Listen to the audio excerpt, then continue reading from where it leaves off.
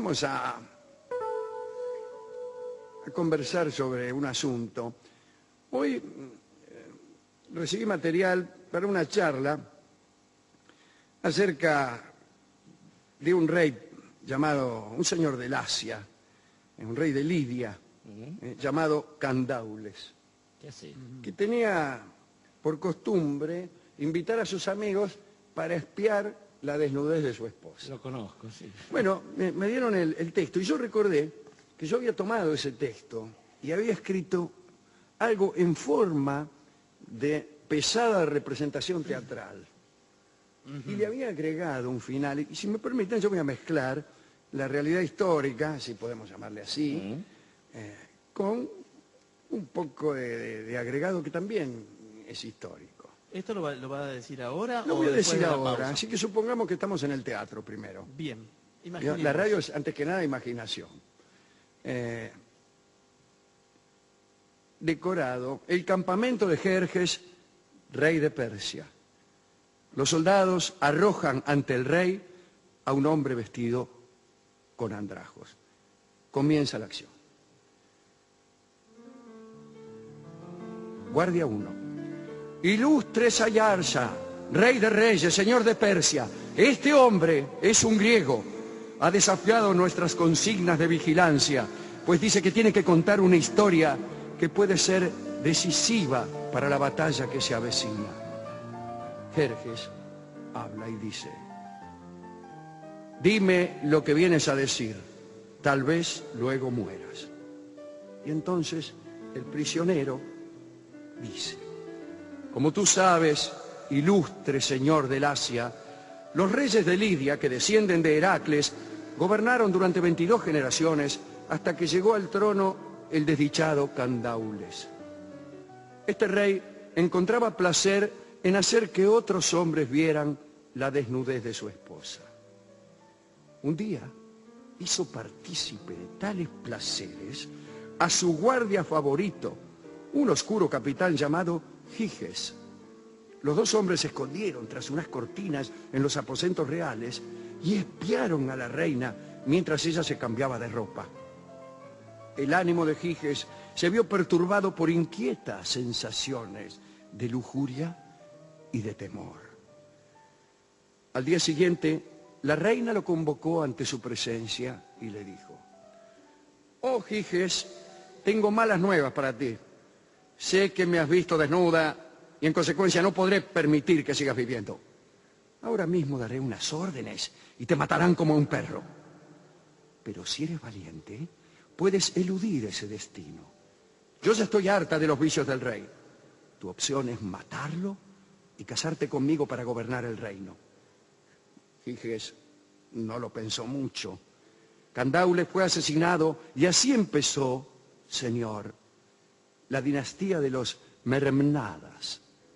El pueblo se indignó ante el asesinato, pero Giges le pidió que mantuvieran la calma y oyeran el pronunciamiento del oráculo de Delfos. Antes de consultar a la pitonisa, Giges hizo llegar al templo unos valiosos presentes. La respuesta oracular fue favorable para él, pero con una cláusula de mala sombra que aseguraba que el rey de la quinta generación sería el último de la dinastía. Los sucesores de Giges se llamaron Ardis, Sadiatas y Aliate. Entre los tres sumaron 118 años de gobierno.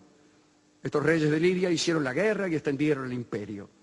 Fueron tiempos de gran prosperidad, ya que se cobraban fuertes tributos a las regiones conquistadas. El hijo de Aliate llegó al trono en plena juventud.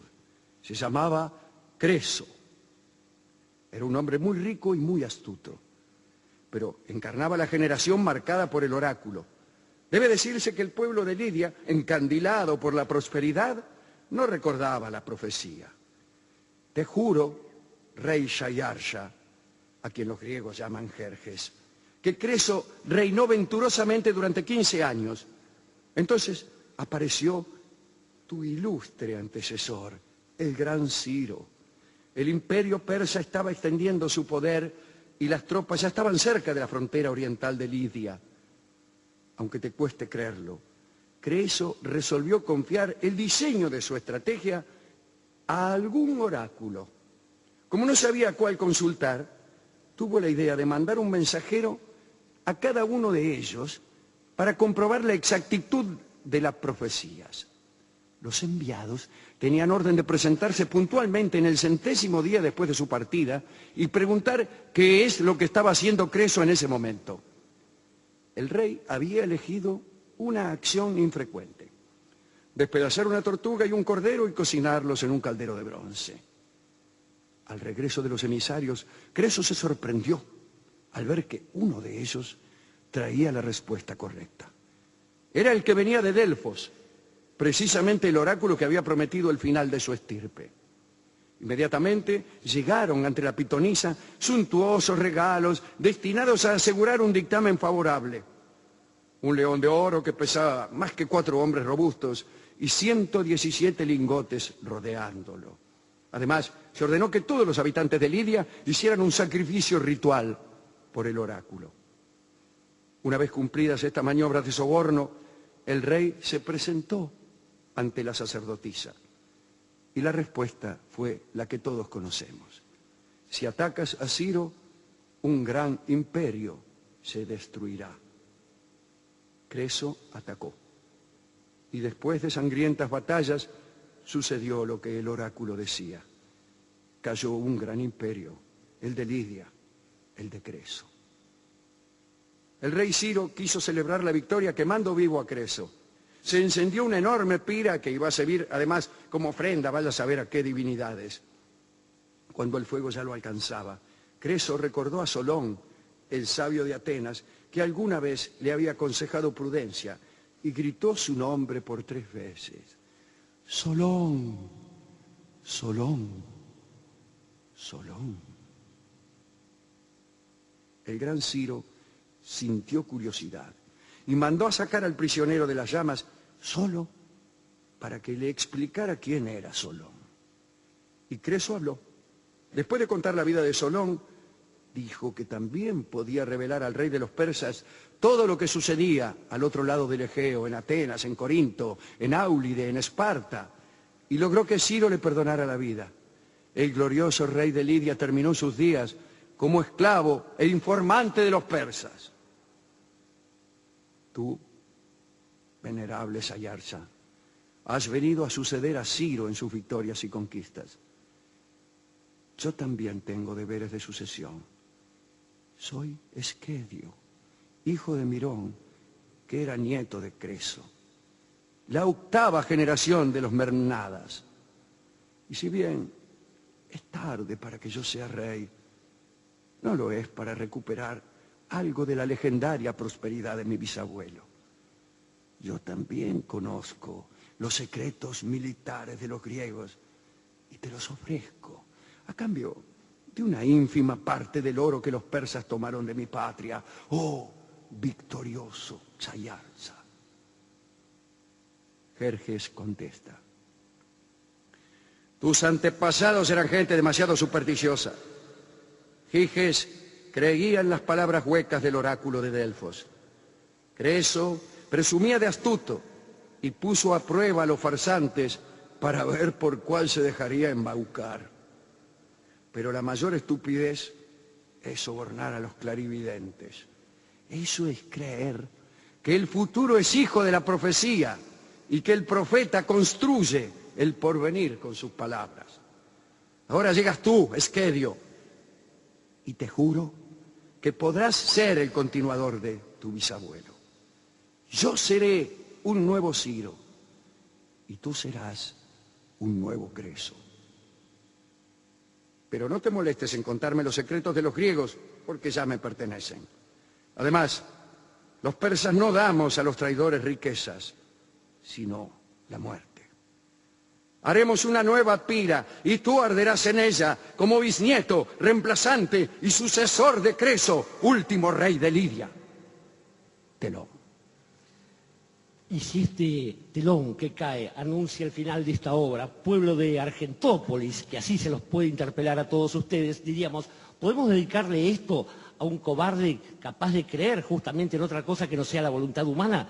preferimos aquí, en este teatro griego, justamente, dedicárselo a aquellos hombres que son capaces de inventar oráculos, aunque sean ellos los únicos que los vean en el cielo y digan, por ejemplo, "Inoc signo vinces". Y cuando algún guerrero se atreva a levantar la cabeza dudando de la palabra del monarca, sabemos que esa cabeza va a rodar, porque el resto de los hombres, incapaces de tener esa fuerza de voluntad, esa fe en el hombre y no en dioses oscuros que brotan de alguna oscura fuente, de un oscuro saber, no son otra cosa que esclavos. Esclavo canta charlo. Hablaremos inmediatamente de los dados del Tíbet. Ajá. Habrá de saberse que muchos pueblos de la antigüedad periódicamente recaían sobre una persona los pecados de todos. Sí. El chivo pavone. Claro. El chivo expiatorio. Expiatorio, antes se llamaba expiatorio. Esa persona, víctima justamente expiatoria de pecados generales, era inmolada de distintas maneras según la región. Y hoy contaremos lo que sucedía con los antiguos budistas del Tíbet. La ceremonia sacrificial presentaba algunos rasgos notables. Antes de llegar a la instancia del sacrificio es necesario contar lo siguiente. El Año Nuevo en el Tíbet es un momento peligroso, o lo era para los pobladores de Lhasa, la capital. El año tibetano comienza con la luna nueva que aparece allá por el 15 de febrero, o sea, falta poco para terminar el año, ¿eh? Sí, qué lindo. Qué lindo, falta muy poco, ¿eh? Ya lo tenemos encima. Junten sus jacks. Bien, y durante 23 días después del Año Nuevo, el gobierno de Lhasa es cedido por los gobernantes ordinarios a un monje del monasterio de Devang, que es el que ofrece la más alta suma por ese privilegio. Es decir, viene el Año Nuevo y dice, bueno, a ver, los monjes del monasterio de Devang, ¿quién quiere el gobierno por 23 días? Dice yo, ¿cuánto pone? 50 pesos. Usted, 200.000, y así, hasta que uno gana y se lo lleva. Se remata el gobierno por esos 23 días. Entre los monjes de este monasterio de Devang. ¿Quién es o quién era el gobierno ordinario del Tíbet? En realidad era el Dalai Lama, o empezó a hacerlo a partir del quinto Dalai Lama. Bueno, ahora no, ahora están los chinos. Sí. Dalai Lama es una palabra que proviene... Dalai proviene del mongol, me parece a mí, quiere decir océano. Y Dalai Lama quiere decir océano de sabiduría. ¿Qué haces? Océano de sabiduría. Parece un poco una cargada. Sí, no, ya lo ve. Ya lo ve. Estoy leyendo Newsweek. Bien. Pero parece que el primer Dalai Lama, que tuvo poder político, fue el quinto, que se llamaba Lobsang.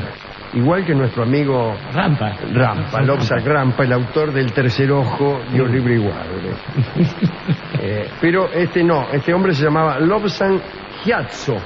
Y Gyatso es el apellido de todos los Dalai Lama, menos el primero. Pero en realidad ustedes van a encontrar escrito Losang solamente. Claro. Se omite una B que no se escribe, pero que se pronuncia en casi todas partes. Sería Lobsang, así como Dalai Lama también sería Dalai Lama. Este quinto tipo, el Lobsang Gyatso, fue dotado del poder político por la Gelugpa, que es una escuela de virtud. Una escuela de virtud, y dijo, bueno, vino uno de la Gelugpa, y digo, soy de la Gelugpa, parece la policía secreta. Sí, pesada. Bueno, pero generalmente la policía secreta tiene también pretensiones de escuela de virtud. Bueno, está bien. Dijo, bueno, desde ahora asumís el poder político, pero cuando llegaba el Año Nuevo, y aquí llegamos a lo nuestro, el Dalai Lama, por 23 días, le daba el poder al monje del monasterio de Devang que ofreciera la más alta suma por aquel privilegio. El postor que triunfaba era llamado Jalno, y anunciaba su ascensión al poder personalmente, yendo por las calles de Lhasa con un bastón de plata en la mano y gritando, bueno, yo soy el Jalno, quiero decir. Los monjes de todos los monasterios le rendían homenaje y el poder habitual quedaba totalmente imposibilitado de cualquier acción.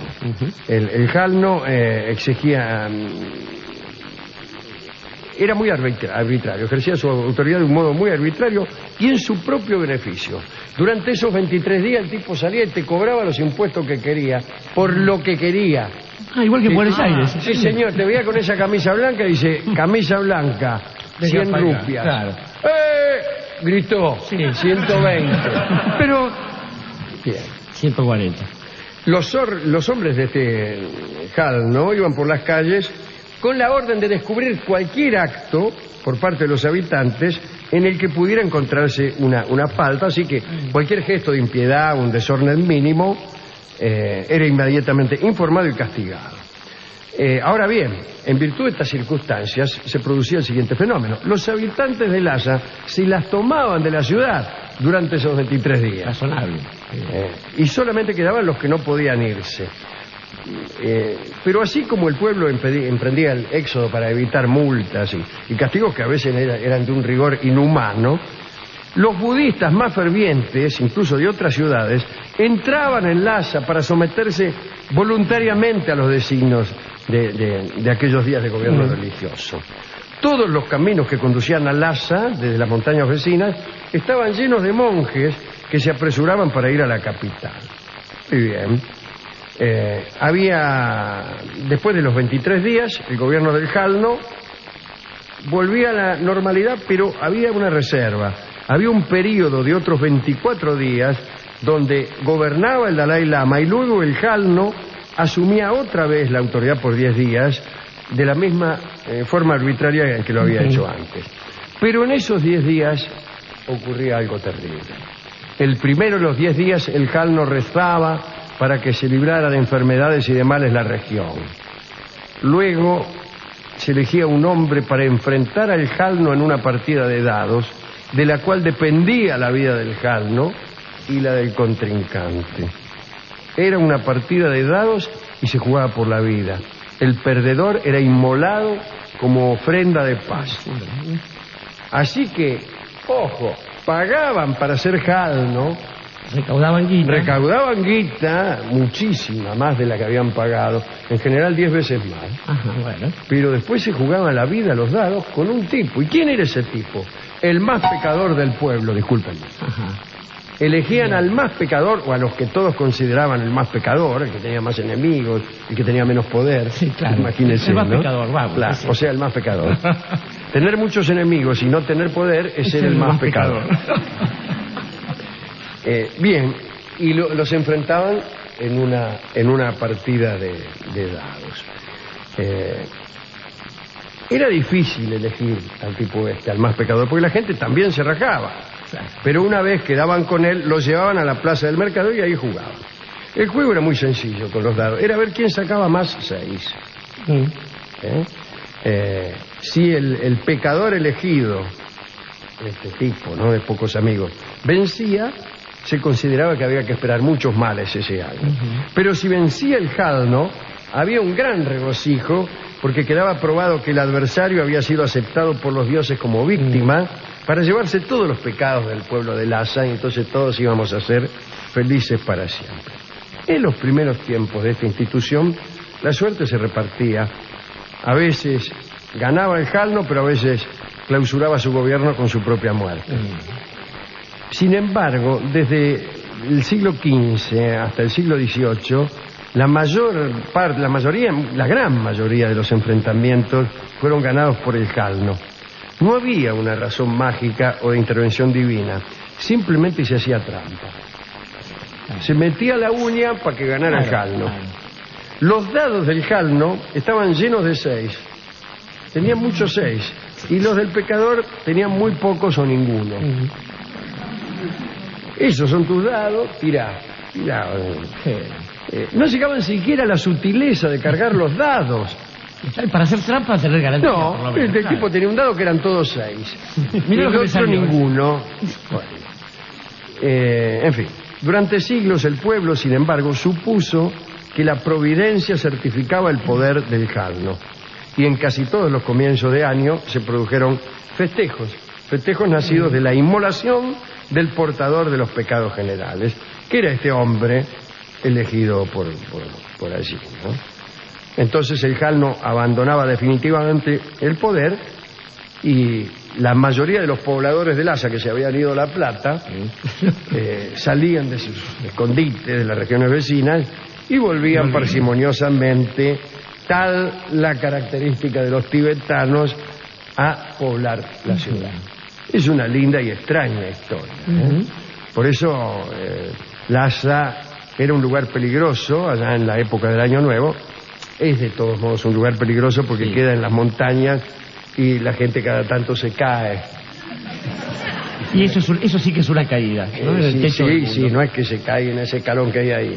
No, se cae desde el monte Everest, por ejemplo, que no queda en el Tíbet. Y hay yetis sino en el Nepal, pero está cerca. Está cerca. Llegó al Tíbet, no va a andar. Prácticamente lo mismo caerse de cualquier monte por allí. Por algo lo llaman el techo del mundo. El techo del mundo. Bueno, ¿le gustó esta historia? Me encantó. Del Jalno y del pecador y me hizo del pensar, juego de dados. Alejandro, que es curioso, porque yo recuerdo una civilización que estudié alguna vez, creo que se llamaba cristianismo, en el cual la propia divinidad entregaba un hijo para que pagara por los pecados de todo el resto. Y por supuesto todos los fines de año incluso se festejaba el nacimiento de ese pobre hombre y la gente brindaba y seguía pecando hasta el año siguiente en que de vuelta volviera a matar al hijo de Dios.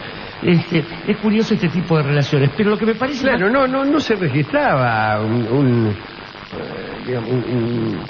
una reducción de los pecados. No, esto es lo la curioso, gente sí, se apiadaba durante un ratito y después seguía pecando. Claro. Sigue pecando. De hecho, ¿O se sigue pecando? No, digo yo que es algo poco. Levante la mano el que peque. Bueno, lo dicho, una gran mayoría de mentirosos. Mucho Jalno disfrazado de pecador, o al revés, más bien. Ahora, digo, lo curioso de todo este asunto es cuando, y este es el problema que tienen no solamente los tibetanos y el régimen budista del Dalai Lama ahora en el exilio, sino en general todos los gobiernos y todas las estructuras sociales y políticas que intentan mezclar de algún modo una forma de la providencia divina o del azar con aquello que compete al gobierno de los hombres. Quiero decir que en general las sociedades, dada la injusticia de la condición humana, hacen que suelan pagar justos por pecadores, pero allí donde el que gobierna recurre a una forma del azar para explicar después las desgracias que vienen, es ciertamente una mala persona. Por eso creo que deberíamos dedicar esto a aquellos gobernantes y dirigentes que, enfrentando esta rueda de la historia, deciden terminar con una cuestión del azar y eventualmente no solo se hacen cargo de aquellos errores que cometen, sino que jamás permitirían decir que ese tipo de postergación en los saberes jubilatorios o en la injusticia de los gremios, contra los gremios, etcétera, fue por culpa del escolazo, como tantas veces han hecho en la patria. Para esos no. Bien, y por culpa del escolazo es justamente el tema que vamos a escuchar, que ha sido compuesto pensando en este juego de dados, en este tramposo juego de dados. ¿Pero usted está seguro? Que sí, pero seguro. ¿En qué va a pensar alguien que escribe un tango que se llama Por culpa del escolazo? En los dados del Tíbet. Claro. Yo quiero dedicarlo también al Dalai Lama, que es un señor muy simpático y muy espiritual. Sí, tan espiritual que desde que se compró esos anteojos hermosos de Armani, por ejemplo. Sí, a uno le parece muy espiritual hasta que oye las disertaciones, que son un poquitín banales, pero... No, y además esta decisión de sacrificar enteramente su alma y su cuerpo, y que se irse a vivir a Nueva York, ¿no? Es un lugar tan espiritual y tan ascético. Hay otro apellido muy común, Jorge, sí. y que es Dorje. Dorje. Es un apellido muy común en el Tíbet también, pero creo que... En realidad se supone que el Dalai Lama es siempre el mismo, y se hace una ceremonia muy curiosa, que es cuando muere un Dalai Lama, se deja pasar el tiempo necesario, que es una semana, para que encarne en otro cuerpo, y se busca un bebé al cual le muestran objetos pertenecientes al finado, y si el bebé lo reconoce, le muestran otro y otras cosas para engañarlo. Sonajeros viejos y sonajeros nuevos. Si el niño elige los nuevos, es un gato el pibe. Claro. Si elige los que eran del finado, es el Dalai Lama. O sea, una de las encarnaciones de Avalokitesvara. Claro. El dios Avalokitesvara. Y ese es el Dalai Lama. En un principio buscaban al Dalai Lama por todo el mundo. Pero luego, para no dilapidar el presupuesto del Tíbet, lo empezaron a buscar en las cercanías El tipo se iba a las Bahamas y decía, ¿puedes creer que no lo encuentro? Claro, este en el barrio, para encontrarlo ahí. Siempre lo encuentran por allí, tienen esa suerte. Y son parecidos después, ¿no? Sí, sí. O sea, son todos el mismo. El primer Dalai Lama es este mismo señor que aparece leyendo Newsweek. En realidad, Time, creo. Time es lo que lee, sí. Y dice que sí. Más espiritual. Que entre meditación y meditación se lee enterito el vea y lea. Y dice Om. Señores, vamos a escuchar ahora sí, por culpa del escolazo, en la interpretación de Edmundo Rivero.